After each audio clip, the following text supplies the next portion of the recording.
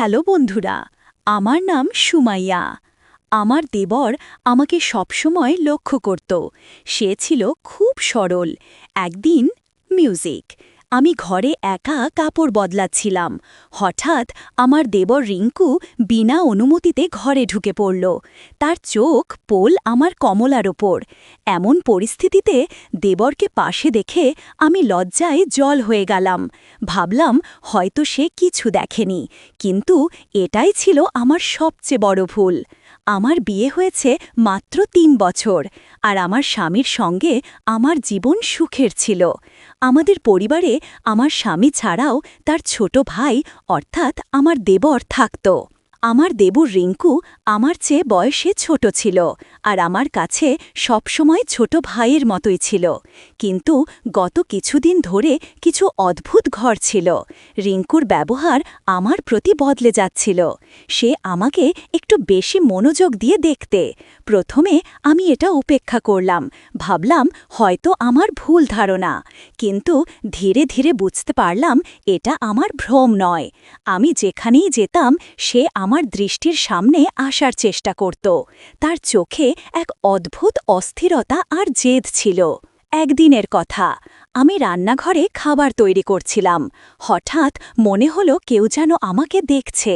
পিছন ফিরে দেখি রিঙ্কু দরজার কাছে দাঁড়িয়ে, তার চোখ আমার ওপর স্থির। তার এই আচরণে আমার খুব অস্বস্তি হলো, কিন্তু আমি কিছু বললাম না, শুধু চোখ নামিয়ে নিজের কাজে মন দিলাম। কিন্তু রিঙ্কুর এই ব্যবহার এখানেই থামেনি। সে আরও কয়েকবার এভাবে আমাকে দেখেছে। তার এই মনোভাবে আমি অস্বস্তি বোধ করতে শুরু করলাম। তার চোখে এক অদ্ভুত চমক ছিল, যেন সে আমাকে কিছু বলতে চায়, কিন্তু বলতে পারছে না। আমি বুঝতে পারছিলাম না সে কি চায়। আমি আমার স্বামীর সঙ্গে এই বিষয়ে কথা বলার কথা ভাবলাম, কিন্তু মনে হলো হয়তো এটা আমার ভ্রম। আমি চাইনি এ বিষয়ে বাড়িতে কোনো ঝামেলা হোক, তাই চুপ থাকায় ভালো মনে করলাম। কিন্তু একদিনের ঘটনা আমার সব ধৈর্য ভেঙে দিল। সেদিন আমার স্বামী বাড়িতে ছিলেন না, তিনি কাজে বাইরে গিয়েছিলেন। আমি আমার ঘরে বসে কিছু সেলাই করছিলাম। হঠাৎ রিঙ্কু ঘরে ঢুকল। তার চোখে সেই জেদ আর অস্থিরতা। কিছু না বলে সে দরজা বন্ধ করে দিল। আমার কাছে এসে দাঁড়ালো। তার এই আচরণে আমার হৃৎপিণ্ড দ্রুত লাফাতে শুরু করল। আমি ভয় পেয়ে গেলাম। রিঙ্কু, কি ব্যাপার? আমি জিজ্ঞেস করলাম। সে আমার দুর্বলতা বুঝে ফেলেছিল। চুপচাপ চলে গেল, কিন্তু তার জেদ ছাড়েনি। সে চলে যাবার পর আমি কাজ শুরু করলাম, কারণ স্বামী সাধারণত সন্ধ্যা ৬টার দিকে ফেরত।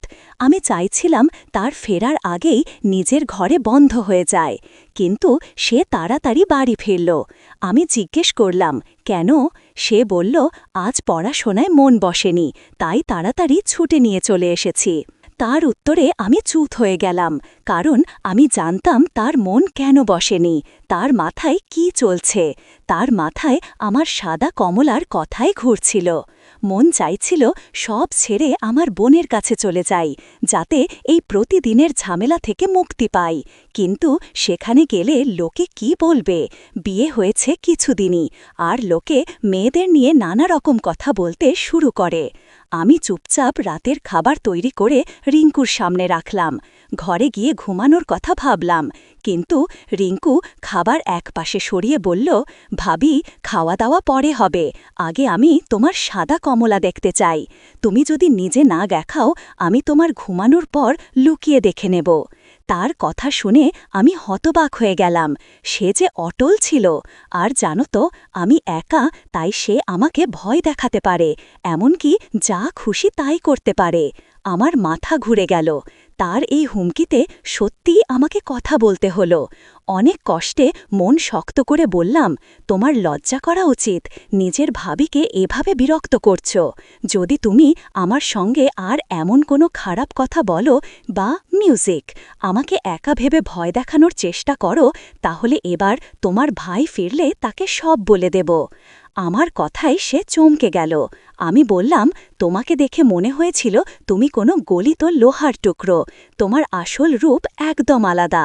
কিন্তু তুমি যদি সত্যি এই পথে এগোতে থাকো, তাহলে তোমার ভাই আমাকে কিভাবে ছেড়ে দেবে? শখ একবার শুরু হলে শেষ হয় না, বারবার বাড়তে থাকে। তাই ভালো হয় তুমি তোমারই জেদ ছেড়ে দাও। কিন্তু সে আমার কোনো কথার জবাব দিল না।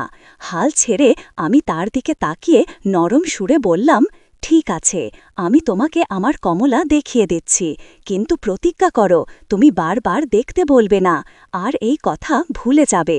যতটা দেখার আজই দেখে নাও, আর কখনো কাউকে এই কথা বলবে না। আমার বিবাহিত জীবনে এক অদ্ভুত ঘটনা ঘটল। আমার দেবর আমার সঙ্গে এমন কিছু করল যা আমি কখনো ভুলতে পারব না। সে আমাকে কথা দিল যে সে কাউকেই কথা বলবে না, কিন্তু সে বারবার আমার কাছে আমার সাদা কমলা দেখার জেদ করত। একদিন যখন বাড়িতে কেউ ছিল না, সে আমাকে বলল, ভাবি, আমি আর একবার তোমার কমলা দেখতে চাই। আমার মনে ভয় ছিল, তবুও আমি তাকে স্টোর রুমে নিয়ে যাওয়ার সিদ্ধান্ত নিলাম। আমি আলো জ্বালালাম আর তাকে বললাম, তাড়াতাড়ি কমলা দেখে নিয়ে চলে যাও। সেই স্টোর রুমের দরজা বন্ধ করে আমাকে ভয় দেখাতে লাগল। আমি তাকে থামানোর অনেক চেষ্টা করলাম, কিন্তু সে আমার কথা শুনল না। আমার বিবাহিত জীবনের প্রশ্ন ছিল, আর আমি ভয় পাচ্ছিলাম যে এই কথা যদি কারোর কাছে পৌঁছে যায়, তাহলে আমার জীবন শেষ হয়ে যাবে। কারণ এমন জিনিস আমি কতদিন আর কিভাবে মানুষের চোখ থেকে লুকিয়ে রাখতে পারি? শ্বশুর বাড়িতে এটা সম্ভব ছিল না। আমি ভেবেছিলাম বিয়ের পরে আমি এই সমস্যা থেকে মুক্তি পাব, কিন্তু এটা তো আমার মাথার ওপর চিরকালের জন্য চেপে বসল।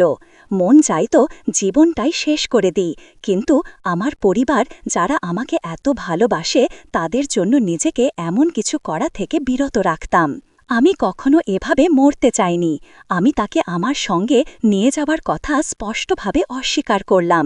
আমি এই জিনিস শ্বশুর বাড়িতে নিয়ে গিয়ে নিজের তামাশা বানাতে চাইনি মানুষকে। প্রশ্ন জবাবের সুযোগও দিতে চাইনি। আর সেই জিনিস আমাকে বিয়ের ৩ মাস পর্যন্ত লুকিয়ে রাখতে হতো, কিন্তু তার সম্ভব ছিল না। আমি কিভাবে লুকিয়ে রাখতাম? কিন্তু মা বললেন, যদি আমি সেটা সঙ্গে না নিয়ে যাই, তাহলে বিয়ের পর তালাক নিয়ে বাড়ি ফিরতে হবে। এই কথা শুনে আমি খুব ভয় পেলাম। আমারও ভয় লাগতে শুরু করল। আর তাছাড়া ৩ মাসের তো ব্যাপার, তাই আমাকে সেই জিনিস সঙ্গে নিতে হলো। এটা ছিল কমলা, নইলে আমার জন্য আরও বড় সমস্যা হতো। কারণ একটা জানোয়ারকে তো আমরা বলতে পারি না যে চুপ করো, সে আমাদের কথা বুঝতে পারে না। যাই হোক, আমি একটা বড় সুটকেস বন্ধ করে সেটার সঙ্গে নিয়ে এলাম। কেউ আমার ওপর সন্দেহ করেনি, কারণ যৌতুকের অনেক জিনিসপত্র ছিল। কেউ জানতে পারেনি এই বাক্সে কি আছে। সবাই খুব স্বাভাবিক ছিল, তাই কারোর নজর এটার ওপর পড়েনি। আমি ওখানেই তাকে খাবার দাবার দিতাম। কিন্তু কিছুদিন যাবার পর আমি তাকে স্টোর রুমে লুকিয়ে রাখলাম। কেন? কারণ আমার ভয় ছিল আমার স্বামীর চোখে যদি এটা পড়ে আর হঠাৎ স্টোর রুমে এমন কিছু দেখে, তিনি রাগ করেন স্বাভাবিকভাবেই। যে কেউ বাড়িতে বা ঘরের ভেতর এমন কিছু দেখবে, সে তো ভয় পাবেই। যতদিন এই ৩ মাস না কাটছিল, এই কমলা আমার মাথার ওপর ভারের মতো ছিল। আমি তাকে তালাবন্ধ পর্দার আড়ালে লুকিয়ে রাখতাম, কিন্তু জানি না কিভাবে আমার দেবর তার কাছে পৌঁছে গিয়েছিল। তখন থেকেই আমি সমস্যায় পড়ে গেলাম। আমি নিজেকে শুধু একটা বাচ্চা ভাবতাম। মিউজিক, সে আমার সঙ্গে অদ্ভুত আচরণ করতে শুরু করল। সে আমাকে বিরক্ত করত, আমার মাথার ওপর চড়ে বসত, আর সবসময় একটাই দাবি করত, ভাবি, আমাকে তোমার সাদা কমলা দেখতে হবে। আমি প্রথমে তাকে বাচ্চা ভেবে তার কথা উপেক্ষা করতাম, কিন্তু যখন কেউ তার কথা শুনত, আমি ভয় পেয়ে যেতাম। সে সবসময় একা থাকলে সাদা কমলা দেখার জেদ করত। এতে আমি হতবম্ব হয়ে যেতাম। সে আমার সাদা কমলা কিভাবে দেখে ফেল? একদিন আমি রিঙ্কুকে জিজ্ঞেস করলাম। তখন সে বলল, কয়েকদিন আগে যখন তুমি চুপি স্যারের স্টোর রুমে এগিয়েছিলে, আমিও তোমার পিছু পিছু গিয়েছিলাম, আর তখনই আমি তোমার সাদা বিড়ালটা দেখে ফেলেছি। তারই কথায় আমি খুব লজ্জা পেলাম। আমার মুশকিল আরও বেড়ে গেল। তাই তাকে চুপ করানোর জন্য আমি তার দাবি পূরণ করতে শুরু করলাম। তাকে খুশি রাখতে আমি তার পছন্দের খাবার বানানো শুরু করলাম। দিনভর ঘরের কাজের পাশাপাশি তার কাজও দৌড়ঝাঁপ করে করতাম, যাতে সে মুখ বন্ধ রাখে আর এমন কোনো দাবি না করে যা আমি পূরণ করতে পারব না।